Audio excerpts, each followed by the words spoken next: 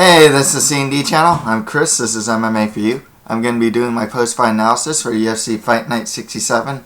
Overall, it's a weird thing because I thought the card, save for like 4 fights, Lima Almeida, Jimmo versus Barroso was terrible.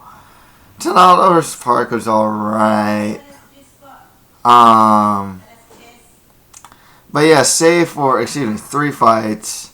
It was really good. Those 3 fights were like, especially Jimmo versus has really bad, killed all the energy out of the room type of fights. But everything else was really good, was good to very good. Had some good finishes here. Slick triangle from Haunted Jason, slick guillotine from Charles Oliveira. Nice, got some good subs. Got some good finishes too. Elbows, punches. Some of the prospects look really good here. Main event was solid. I kind of wish it actually went longer. Not in the sense I thought the referee stoppage was good. Just in that the fight was a good fight, and it was looking to be like a really fun fight. But I think it was the proper stoppage. Picks were good. I got 9 out of 12. Ones I missed were Darren Till versus Wendell Oliveira, Trinaldo versus Park, and Jimmo versus Barroso. Or, that's it, like Baroch. Well, I'll say Barroso. Bonuses. Charles Oliveira made out. He got, with a lot of money here, he got $100,000.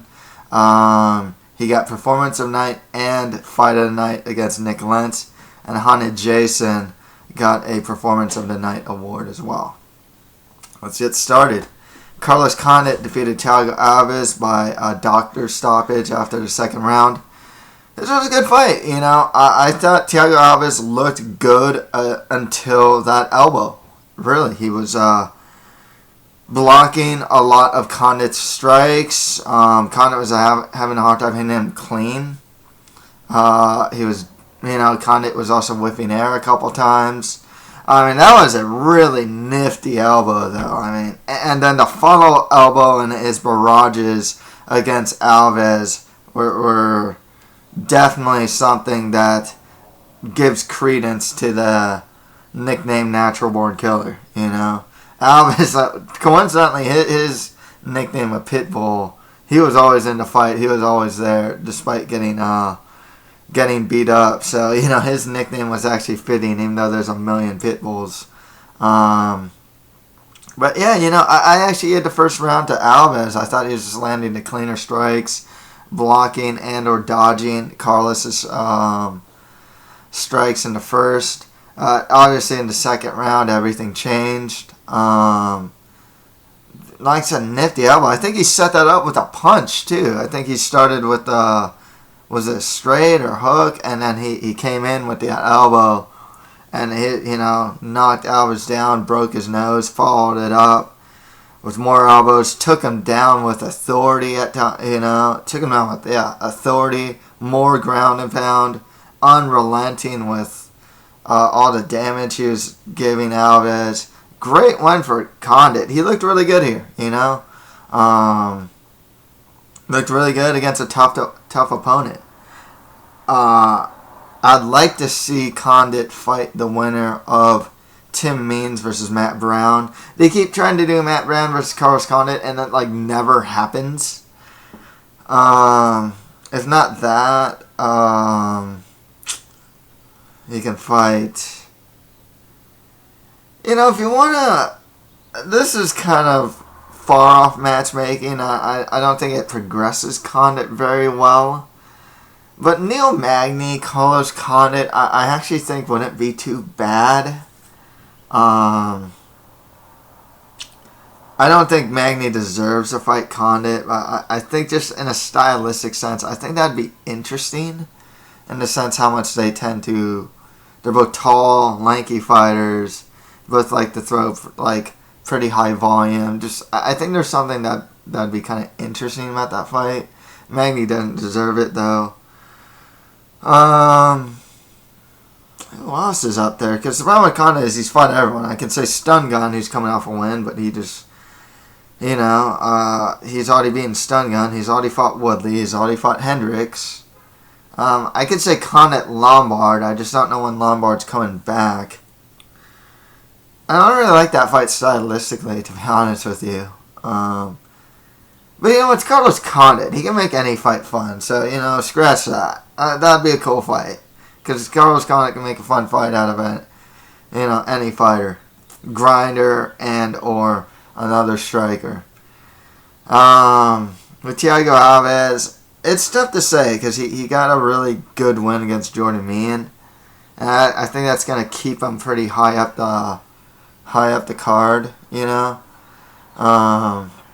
I'd say Thiago Alves Safadine would be a really cool fight. I would really like to see that one.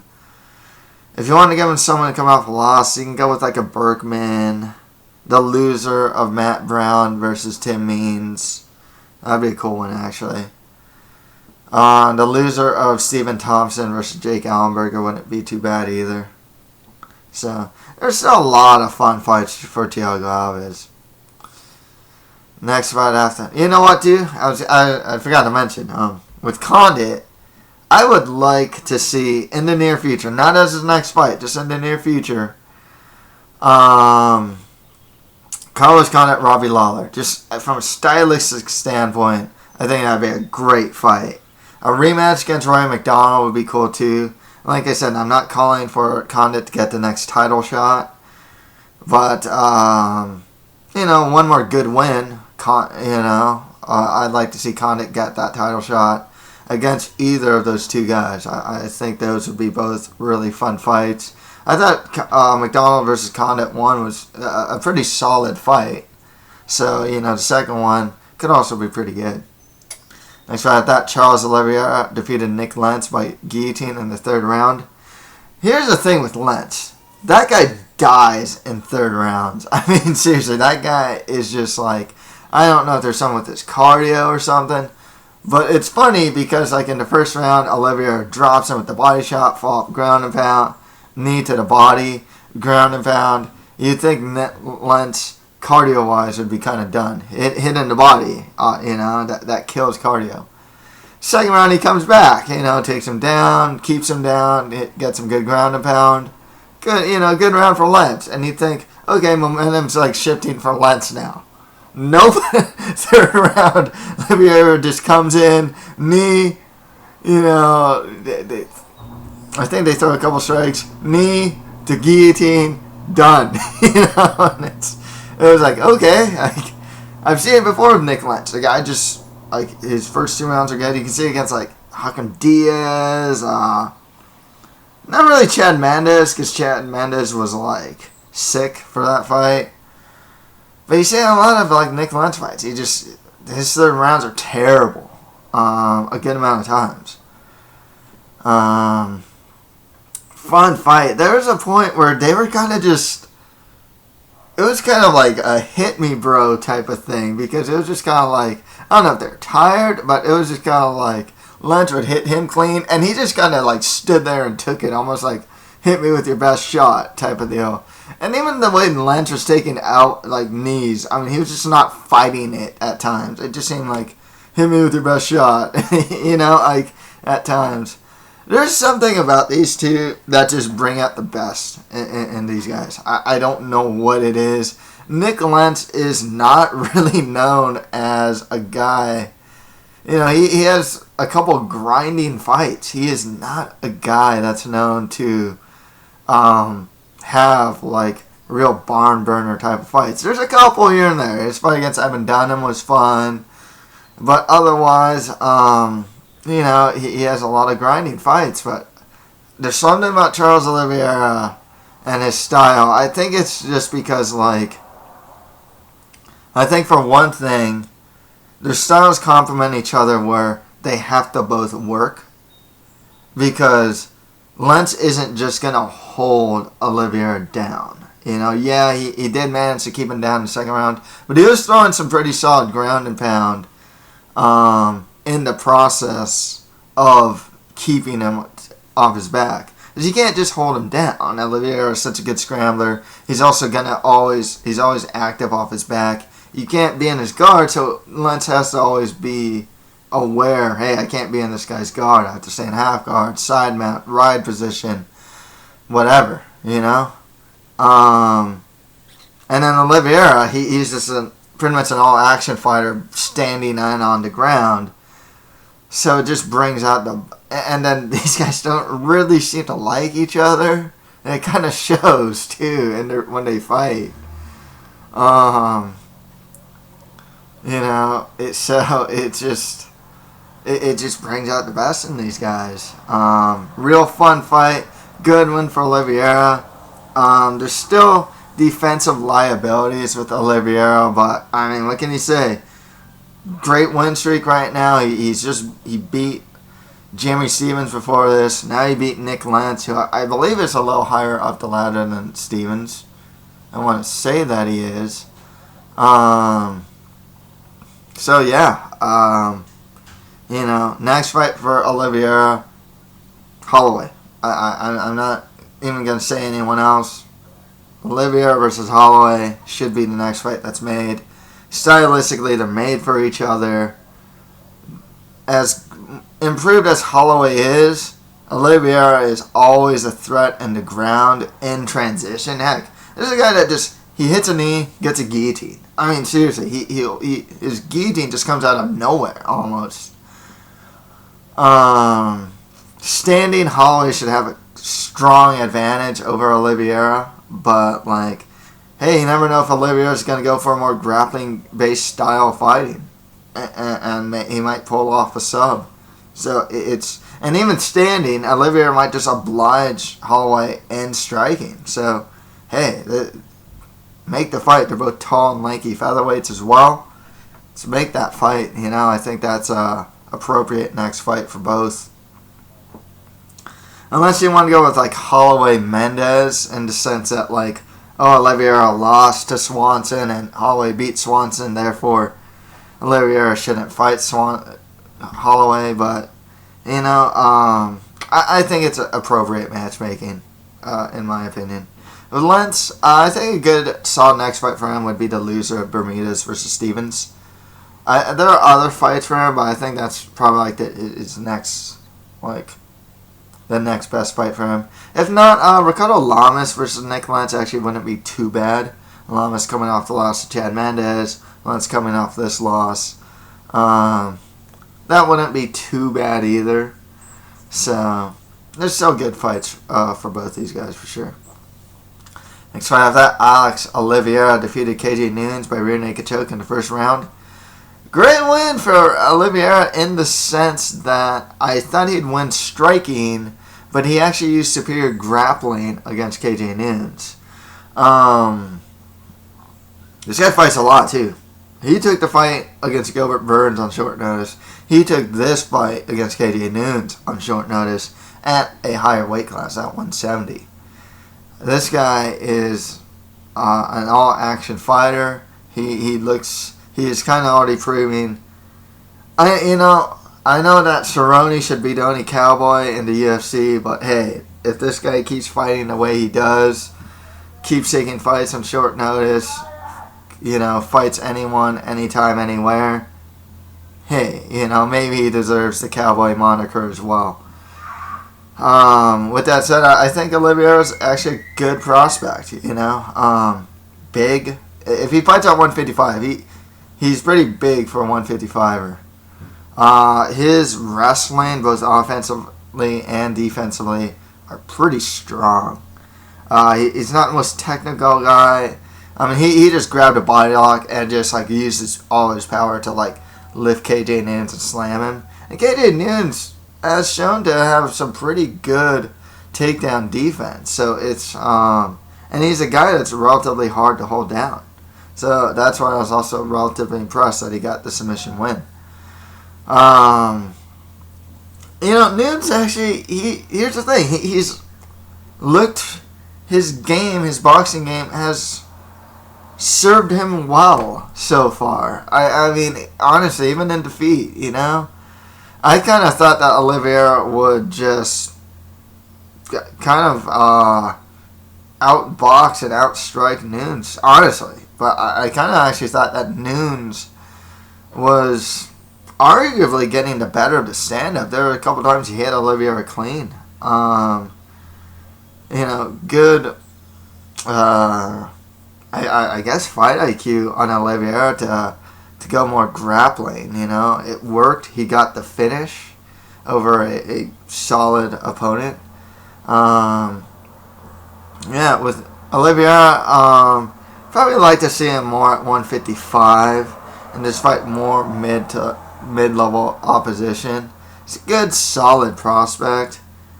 If you want to do it, you can always give him the Brazilian Grinder, the Leonardo Santos, the Massaranduba, the Trator Prazeres, not T-Bell yet, the Leandro Buscape Silva, or is it Buscape Silva? You can always give him one of those guys because they're the ultimate test for prospects. If not, guys like John Tuck, that'd be a fun fight actually. John Tuck, Alex Oliveira, really like to see that. Who else fights at 155?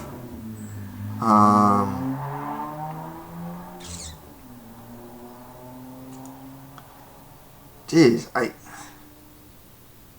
can't really think of guys, at the moment. But they're just good fight. There's a lot of guys at lightweight. I'm thinking of like a good stylistic matchup for Oliveira at the moment. I can't really think of one. With Nunes, he's staying at 170. I mean, he's getting older. He's not particularly big for the weight class. But if that's his prerogative, give him some strikers. Just give him guys that will that won't try to take him down. Heck, you can go with Darren Till versus KJ Nunes. That would be pretty cool.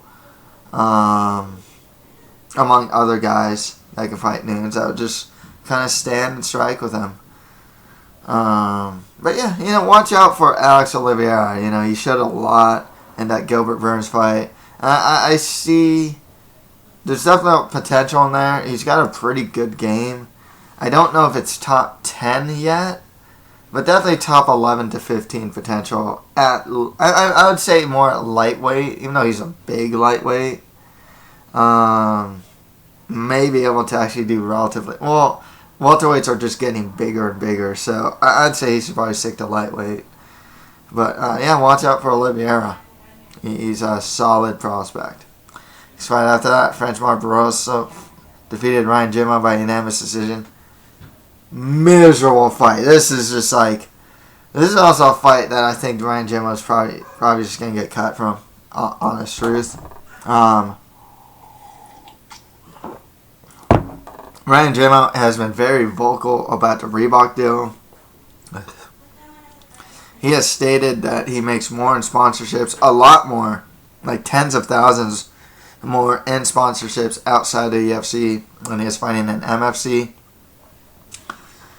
And, this was a miserable fight. There were times when they would just stand there and stare at each other. There was a lot of clinching against the fence. Single strikes. I mean, it was low-level MMA. It was Barroso ducking his head, bull rushing Ryan Jimmo at times. Miserable fight. And then Jimmo doing a lot of single striking, wouldn't punch a combination, wouldn't take advantage of Barroso ducking his head at times. Sometimes he'd get the uppercut. Sometimes he just let Barroso do that. Jimmo not showing a sense of urgency. He'd be up against a cage and just kind of sit there. Miserable fight. Low-level MMA. Barroso got a much-needed win. He doesn't have much prospects in the division. I wouldn't even say mid-level fighter. I'd just say a lower-level fighter in the division. Jimmo, though, most likely going to get cut. He looked terrible here. His fights aren't always the most aesthetically pleasing.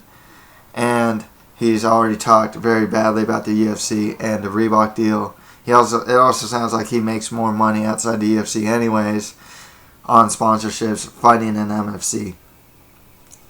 As far as the Barosas fight, it's more lower level. It's more lower level guys like your Nedkovs, maybe the loser of Rogerio de Lima versus Nikita Krylov, like the loser of that. And whoever else is just some lower level light heavyweight. Next fight of that, Francisco Trinaldo defeated Norman Park by split decision. I'm not too down on this decision, to be honest with you. The second round was clearly Trinaldo's. The third round was clearly Park's. That first round could have gone either way. Yeah, Park did get that takedown. But near the end of the round, Trinaldo was doing more damage. I actually liked what I saw to Trinaldo. Going for that body left to the body was brilliant. He was also throwing in combination. This is a guy that kind of winged overhands a couple times. His striking didn't look that good. But it looked good here. It looked just solid. Not spectacular by any means, but just solid,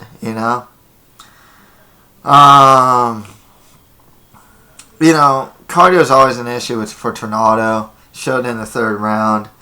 I kind of felt that Park kind of lost the fight for himself in the third round. When the corner is screaming to throw ground, you're in a position where you took the back. You're also on top. You also flattened him out, at one point. It's like throw ground and pound and you're not doing it. I mean, ground and pound, he's just hunting for this rear naked choke that never happened. And it's like, ground and pound, throwing strikes can open up said choke that you're hunting for. So in the sense, and also if he just throws enough ground and pound, and if Trinaldo just kind of lies there, like maybe sideways blocking, the ref may be forced to stop the fight from strikes. So it's like, okay, you didn't listen to your corner, and you were in a position to do what the corner told you to do without being really put in a bad position or anything, and yet you opted to hunt for a submission that is pretty hard to get because the opponent knows what you're doing, and it's not like Trinaldo doesn't know Brazilian Jiu-Jitsu, so I'm not too down on this. I thought that I actually thought that Park should have got the win, but once again, I'm not down on this pick. And it kind of just goes to show something's up with Park. Something about his game. I mean, he's fighting some of the toughest stylistic matchups, too. I mean, Gleason, I talked about the lightweight Brazilian, hulking Brazilian, like, grinder type guys. Like, these gatekeepers, like, Trinaldo's one of them. Tival's, like, the main one. Then there's, like, Prazeres. Leonardo Santos is another. Adriano Martins is kind of like one, but he strikes more. That guy's huge for a weight class. Elias Silverio, huge for a weight class. He also take the fight to the ground a lot of times. But yeah, tough. I mean, he's getting tough matchups, but this is one he should have probably won. But also Trinaldo showed great improvement here. Trinaldo stays where he is. He's a good gatekeeper. He will test the Norman Parks of the world. He'll lose a couple and he'll win a couple. Perfect gatekeeper type. With Park, I mean, I don't know what to say. He's now just a mid-level fighter. He's not really.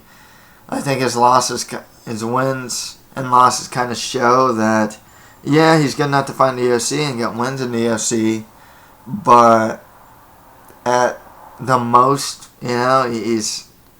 I don't really see him getting better. And also, it's just, I don't see great strides in what he's doing in the cage. So it kind of seems like he's just more of a mid-level fighter at this point now Instead, I would classify him more of just like mid-level fighter than like prospect. Because, like I said, prospect would show some sort of improvement. I just haven't seen the improvement from Park. I really haven't. So as they fight next, just more lower to mid-tier guys of the division. Use Tornado as a gatekeeper type. Park, just more mid than lower level guys. Next, I have that Darren Till defeated Wendell Oliveira by elbows, knockout by elbows in the second round. Wow, I greatly underestimated Darren Till. He's someone I'm going to be watching out for moving forward. He's big for the weight class. He's really tall. One thing I don't like about his style is that, and Boss Rutan will agree with me, is that he throws, and Brian Stan mentioned it too, what's called a naked kick. He'll just throw like a single kick to the leg, maybe to the body, and that's just asking to get countered. He can kind of get away with it for now, especially since he's also really tall, but there are some fighters that will not let him get away with that. It's just not going to happen. And also, there are a lot of guys that are like pressure fighters that'll just take the kick and will just rush forward. If you're throwing just a single strike, some guys will just take that. Think Michael Johnson, Edson Barboza, and how many times Barboza was just going for like, he was landing like solid kicks and whatnot, but Michael Johnson was just pushing forward. He'll just eat them and just push forward and just come in with his own combination. I can see a better welterweight do that to Till if Till just keeps fighting in that way. I like the grappling from Till. I didn't see it in the footage I saw from him, and those elbows, deadly, man. Good stuff from Darren Till. Prospect to watch out for. Still pretty young, tall, tall for the weight class. Also helps Till. I think the guy does he live in Brazil? I know he trains out of Astra Fight Team. I think he lives in Brazil now, has been living in Brazil for a while. He's his own translator. Perfect guy for the UFC to have. He speaks both languages. He speaks Portuguese, speaks speaks English. So. Good win for Till. Just more lower to mid-tier guys of the division for him. And with in welterweight, they don't have the hulking Brazilian. They have what I call the lunch pail fighters, or like these total blue-collar fighters. They have Kenny Robertson. Mike Pierce is probably one of the main ones. Ryan LaFleur is another one of those guys. They do have Claudio da Silva, who makes fights super ugly and who tests prospects. He's really good at testing prospects. George Sullivan's kind of like that too. Oh, Court McGee, he's another guy. They just have these total like blue collar, not the most athletic guys, but they're always in your face. Pretty good wrestlers too, but they can strike. I don't know if Darren Till should fight one of those guys yet, because those are always tough tests. But just more lower to mid-tier guys of the division for him. So Wendell Oliveira, the second time he got finished by strikes, should probably get cut. Before that, he lost Ponzinibbio. He didn't not show much in the way of this fight either. So I would imagine he'd probably get cut after this. Okay, on the prelims. Hani Jason defeated Damon Jackson by triangle choke in the first round. Jackson had a good game plan.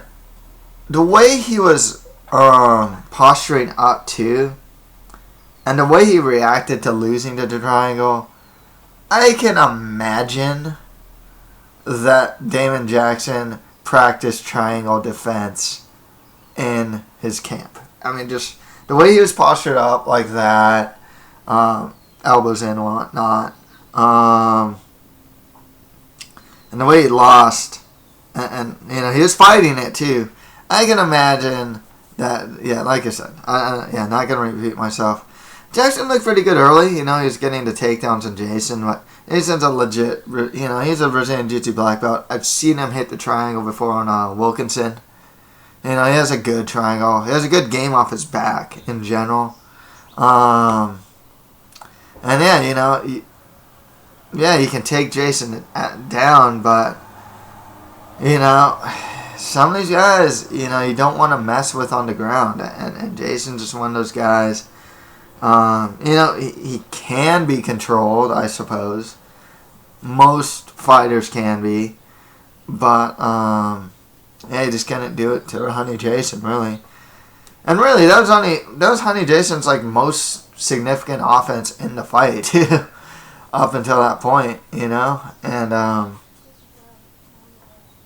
just good one for Jason. Is much needed. Jackson's a good prospect who gets tough matchups. He fought at 155 against Medeiros, who's a pretty solid prospect and big for the weight class. And then he fought Honey Jason, who's at the very least very experienced, He's not being brought up slowly in the UFC. He's not a blue chip prospect by any means. But he is a solid fighter, I don't know how high up he can get up there. But, he's not going to beat the Honey Jasons and Yancy Medeiros of the world at this point of his career, That's the thing. That's just the thing with him. Nonetheless, 2 losses in a row, both by sub. First round sub, or I think it might be first round sub too. He might get cut, He can maybe use a little more I don't know. He got solid enough. He got the wins in the regional scene, where it's he doesn't really need much seasoning in the regional scene. But I don't know if they keep him or not at this point. 2 losses in a row isn't the death knell, but it can be in the sense that he's lost in the first round. He's lost by submission both times. So yeah, it's really tough to say. Honey Jason, I'd actually like to see him cut down to 135. I just, there's a certain level of competition he's just not gonna beat at featherweight. We know that now. He's just gonna be stuck as a fun mid-level fighter at this point. Maybe an action fighter at this point. But that's all he's going to be at featherweight. And at least at bantamweight, he might be able to be something in the division. He's a solid fighter, His stand-up's not too bad. His ground game's really good, Still, I think he's 30-31, so it's hard to really call him a prospect at this point, too. But, solid fighter, deserves to be in the UFC. Just more lower to mid-2 guys in the division for him. Next fight that, Huser Formiga defeated Wilson Hayes by unanimous decision. Did not like that Formiga was coasting in the third round, which kind of sucks because at the end of the third round, so he's coasting. I'm just not throwing any offense. And in the last minute, he throws this really explosive offense. It's kind of funny in a sense where it's just okay, he's throwing the right left. He's throwing that right hand all day against Wilson Hayes. Throwing the right left. Took him down in dynamic fashion, took the back. It was just dude, where was this earlier in the third round? Come on. But, I thought this was actually a pretty good fight. I thought the ground exchanges were really good. There was a point where, in the first round, where Formiga got Wilson Hayes' back, and Wilson Hayes, he got the arm, put it over, put it over his head, and started scooting his hips. Great stuff there. Good scrambles. Wilson Hayes I can tell he's trying to be, I think in the second, he's trying to be really heavy on Formiga. He got him up against the cage. He couldn't pass his guard, but he was staying real heavy. Making it hard for Formiga to scramble out. Still, Formiga, still was able to, I think he kicked out the hips and scramble out. I think that's what happened. If I'm not mistaken. Good ground exchanges here, It was just solid stuff. I liked what I saw. Good scrambling going on in this fight. Formiga's stand-up's really improving. He had a really good, he had a really good right hand, right cross. He'd counter the kick, because Wilson Hayes throwing the single kick. Hey, you get the right hand counter if you do that. So Formiga was throwing a good, and at times he was doing combinations with the right cross, left hook, and tagging Wilson Hayes. So I liked what Formiga was doing in this fight. His stand-up's greatly improving. In his ground game, it's really good. I don't think he gets the next title shot. I'd imagine that Dodson probably gets the next title shot. Formiga,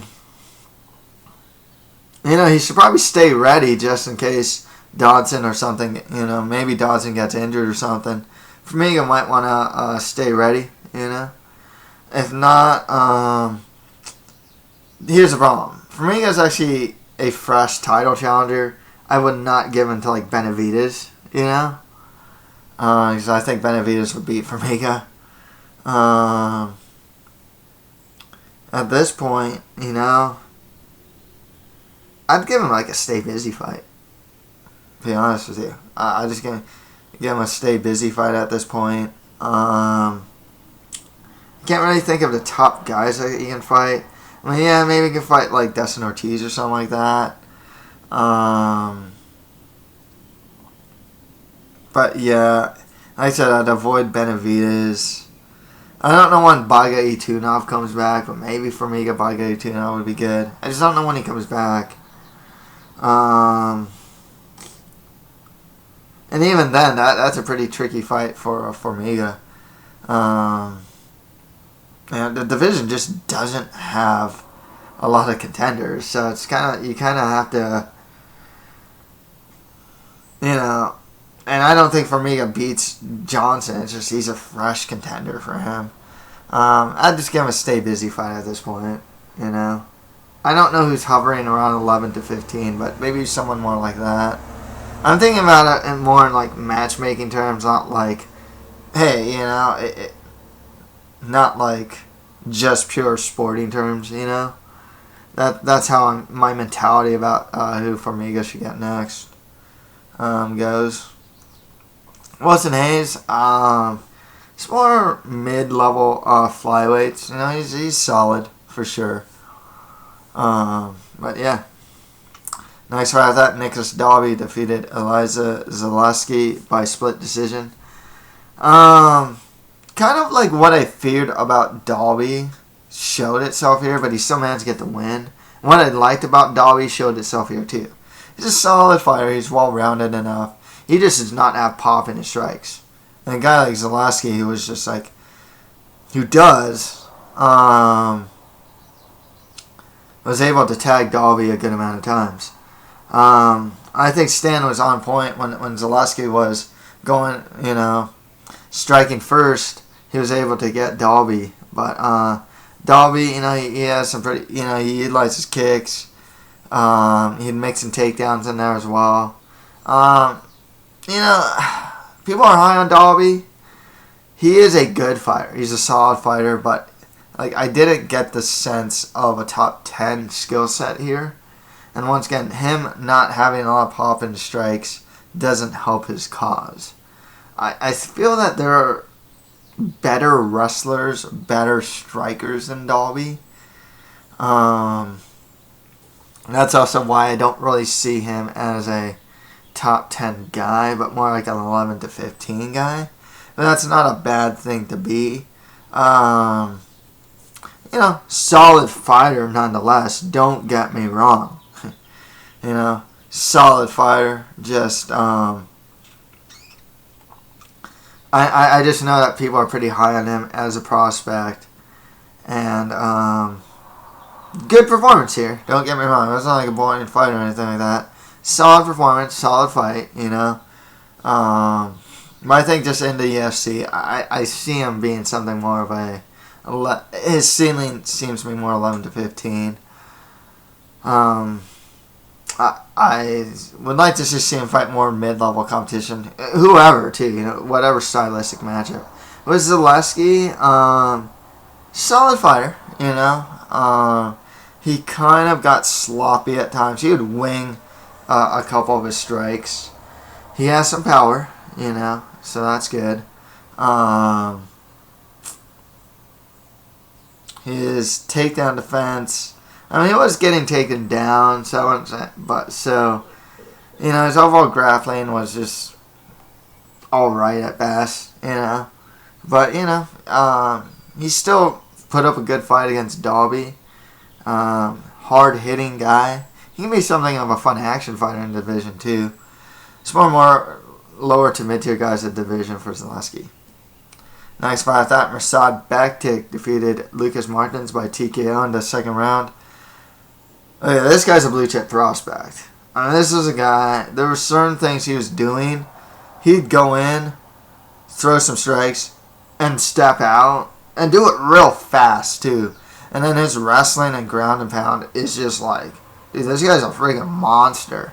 There's a lot of comparisons with Bektic and GSP. I don't know if it's that founded, but, man, Bektic's a strong guy, too. But, man, once he takes you down, he's good at keeping you down and just constantly throwing ground and pound. He was busting Martins up. After that first round, Martins was just like, red, bleeding all, and whatnot. He beat him up pretty bad. And the fact that Martins is a striker and then Bektic was outstriking Martins, good stuff there. Let's get Bektic higher up the card, man. This guy should be fighting. We kind of know he can beat your Paul Redmonds of the world. He beat Chas Skelly in his first round in the UFC, and Chas Skelly has shown to be a pretty good prospect. And Lucas Martins, not a bad prospect himself. Who beat Lucas Martins? Darren Elkins. That'd be a good test. Just a guy that might want to grind against Bektic. I don't know if you can grind against Bektic because he's such a strong grappler himself. I'm really high on Mirsad Bektic. Watch out for him. I really do feel he's one of the best prospects in MMA. Not just in the UFC, but just in MMA. Still really young. Only has, is his 9th or 10th fight. Undefeated. Well-rounded guy. I mean, just grappling's good. His wrestling's really strong. He's strong for a weight class. Striking's greatly improving. Like what I see from the guy. Who's, give him like the Elkins. Hakan Diaz is fighting someone. That's a pretty big step up, though. I forgot who Hakan Diaz is fighting, but the winner of that fight versus Bektic would be good. Who else?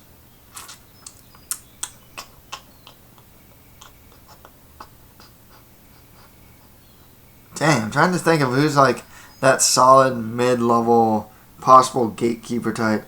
Heck, man, you know what? Let's do Guida Bektic. Or you know what? The winner of Kawajiri versus Seaver versus Bektic. Yeah, let's put him up there. Let's see how he goes against some of those higher level guys. Those 11 to 15 type of guy. Top 11 to 15 type of guys. I think he's ready. I really do. Martins. Is this 2 losses in a row now? But he's still a good fighter. He's a solid fighter, Give him more striking-based fighters. He should be fine. I don't think he deserves to be cut after this performance, He like I said, solid fighter.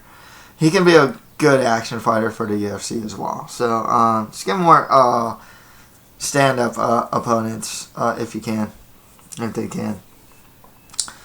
Okay, on the Fight Pass prelims, Juliana Lima defeated Erica Almeida by unanimous decision. It's a questionable 30-25 scorecard on here. I don't really see how that came about. I didn't really see anything. It was a 10-8 round. Not as bad as Gemma Barroso, but still, it was Lima. A lot of top control from Lima. Some of the stand-up portions of the fight, there were some good knees from Lima. I think the best strikes that Almeida can get were like her overhand rights, but she still needs a lot. I mean, Lima's a big step up in competition for her, and she took the fight on short notice. Penne was supposed to fight Lima before Penne got moved up to fight Young Jacek. But yeah, Almeida needs more like lower. There aren't too many lower level strawweights, but you can give her like a Kylan Curran,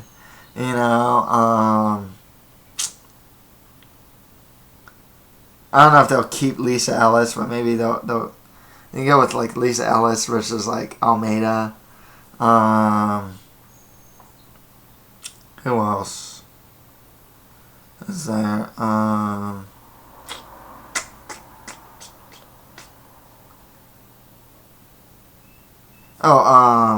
Bodorek, something like that. You know, Bodorek versus Almeida.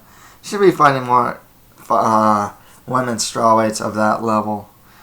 Juliana Lima's kind of like that good gatekeeper of the division. She doesn't have fun fights. She's kind of a grinder. I think she had one fight in Invicta. It was not very fun either. But you know, she makes a good gatekeeper. You know, she'll beat Nina Ansaroff. Hey, Nina Ansaroff or something, it wouldn't be too bad. You know, she lost against Young Jacek. You know, she has a very suitable style to be something of a gatekeeper to the division. I don't see her beating Young Jacek. But there are some good ones for Juliana Lima. She's also not really much of a prospect at this point. You know, I think she's like in her 30s now and whatnot. But, you know, she has a role in the UFC. She can get wins in the UFC. She can test prospects in the UFC. It'd be interesting to see if she can grind against someone like a Paige Van Zandt. Would be a pretty tough fight for Van Zandt, but I think it'd be winnable. Because Van Zandt's a good scrambler, you know, but she also gives up position, which against someone like Lima might not be the best idea. But yeah, you know, so there are definitely good fights for Lima there. She can test prospects really well. With Almeida, yeah, I listed some fighters that she can fight next. You know, she fights some of those lower level strawweights at this point. But you know, I think she deserves to be in the UFC. She's a little way too content off her back, though, and she needs to fix that as well. And finally, Tyler Breeze defeated Luis Dutra by TKO. 4 minutes and 58 seconds in the first round. Dude, I never really, I knew Breeze was big for 170, but man, he really looked it in here. I liked what I saw from him, you know. Video I saw from him was more mainly on the ground, but I did notice that his striking wasn't too bad. You know, he throws straight punches. Landed a nice right hand to Dutra, which knocked him down. And then he got the follow-up ground and pound. Good stuff for Breeze. He's a good prospect. You know, I like what I see from his game. He's actually more of a grappling-based fighter, too. So it's nice, you know, refreshing to see him, you know, utilize his stand-up here, you know, get a solid win. You know, against a guy that was obliging him in the stand-up. Yeah, just more lower to mid-tier guys at the division for him. You know, I liked what I saw from the guy. I think he can. I think he's a prospect to definitely look out for in the UFC, and I'm curious to see his progress moving forward. Dutra's in a weird spot because he got that disqualification loss against Kunimoto, and then he lost here. They might keep him. It's hard to say.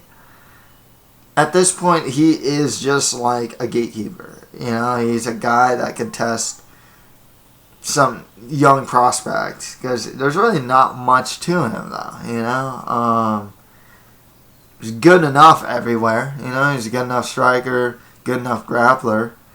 So they might keep him. They might cut him. It's tough to say. So that's it for my... Oh, and you know what's also really funny about this card? Actually, I forgot to mention. Bektik and someone else mentioned it, but they kept mentioning the Brazilian government in this. Like how bad it is. I just thought that was really interesting. Especially Bektik, who's not even Brazilian, talking about, you know, how bad the Brazilian government is. I found that really interesting for some reason. It was said a lot in the post-fight interviews. I guess that's neither here nor there, though. But overall, that's it for my post-fight analysis for UFC Fight Night 67. If you have any comments, just leave them below. And that's it for MMA for you. Thank you guys very much.